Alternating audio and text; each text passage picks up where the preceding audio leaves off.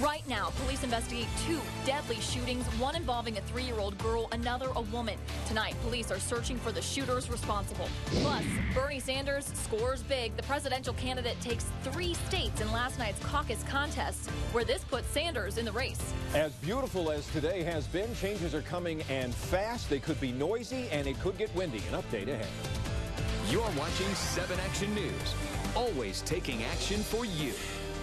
Our top stories tonight, 2 deadly Easter shootings, one involving a woman killed at a Highland Park club, the other a 3-year-old girl killed on Detroit's west side. Right now, police are searching for the man who opened fire on a home where that little girl lived. As 7 Action News reporter Tara Edwards reports, those who live near the shooting are stunned by this senseless act of violence.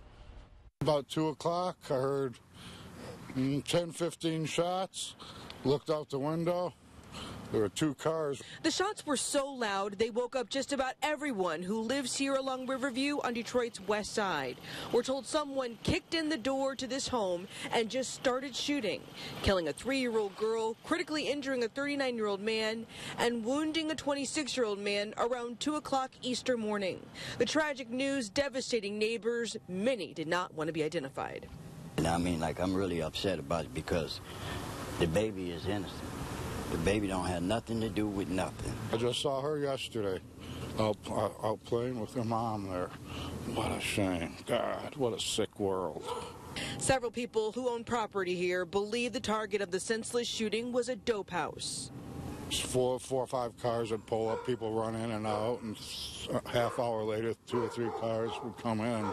We noticed that there's a lot of traffic. We noticed that there's a pattern of people showing up, going to cars, getting stuff going into the house. The lights would be on all night long, for a lookout. On a neighbor's surveillance video, you can see minutes after the crime, a light-colored car flies through the neighborhood with no headlights on.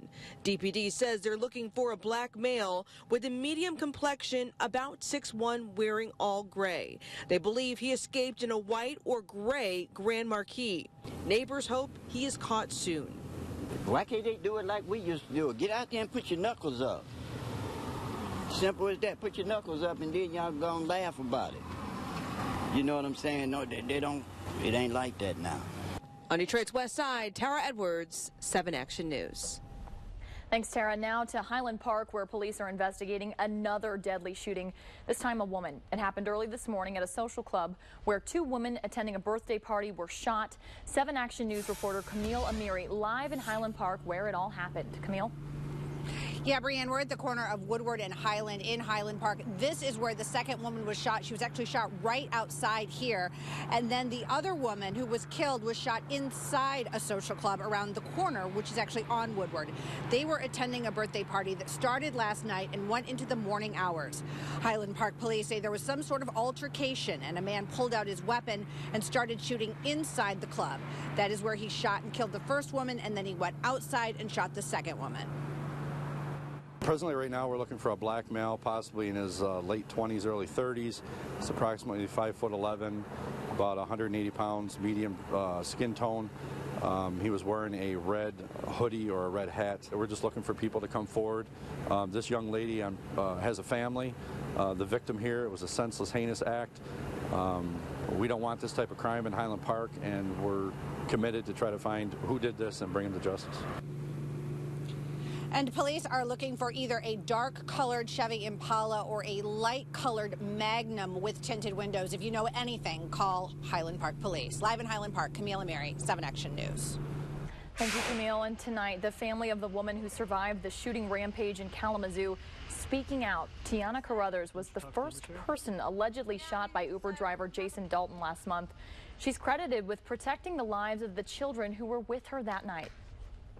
Everybody calling her a hero is, we appreciate it a lot, because in my life she's a hero to me. So now the world sees it. On Friday, more than $17,000 was raised at a benefit concert to help in Tiana's recovery. And switching gears now to the forecast, a perfect Easter Sunday, but changes are on the way. 7 First Alert meteorologist Chris Edwards here tracking some rain When can we expect that rain to move in, Chris? Fairly soon, Brianne. It's off to the southwest of us, and it is moving this way and doing so pretty quickly. Already we've seen clouds replace the sunshine in a lot of the metro area.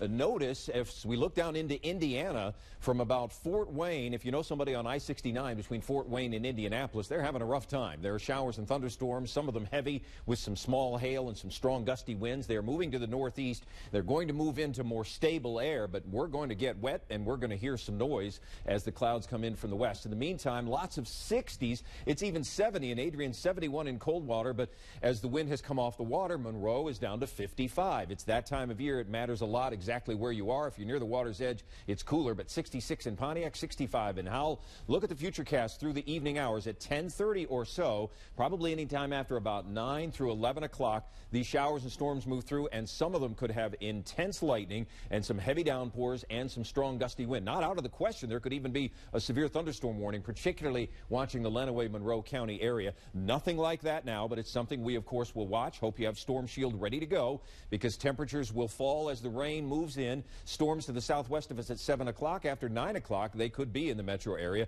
and it is going to be a wet night. A very different day on tap for tomorrow. More on that and beyond in just a bit. Thank you, Chris. And tomorrow is sentencing day for a former University of Michigan football player. Logan Tooley Tillman pleaded guilty to recording a sexual video with a woman without her consent. He met her back in September and was kicked off the football team soon after these allegations surfaced. Tillman told police he was too drunk to remember making the video. The woman claims while the sex was consensual, she was never aware their acts were being recorded. And a state lawmaker could find out tomorrow if he can keep his Senate seat while serving time for a shooting incident involving his ex-wife. State Senator Virgil Smith made a plea deal on the case earlier this year that would have forced him to resign. Smith shot up his ex-wife's Mercedes with a rifle last spring after she caught him with another woman. He was sentenced to 10 months in jail and 5 years probation for malicious destruction of property. But a judge says it's unconstitutional to make him resign. If this new deal is approved, Smith would continue collecting his taxpayer-funded salary from jail. A hearing is set for 2 p.m. tomorrow in Wayne County Circuit Court. And some district courts in Wayne County want to help people settle some tickets and other court financial obligations. It's part of a one-time amnesty program that kicks off tomorrow and runs through April 29th. Eligibility will vary by court.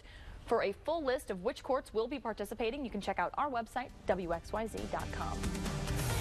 And still ahead on 7 Action News at 6, a local group calling for Governor Rick Snyder to step down. What efforts they're taking to get the governor recalled. Plus, it was a big weekend for the presidential candidate Bernie Sanders.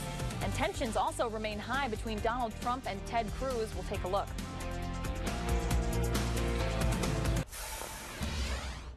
Good news tonight for Detroit. Banks, loans, and grant programs are now being offered in some of the city's less fashionable neighborhoods, where the process of renovating salvageable homes and filling them with families is a necessary step in Detroit.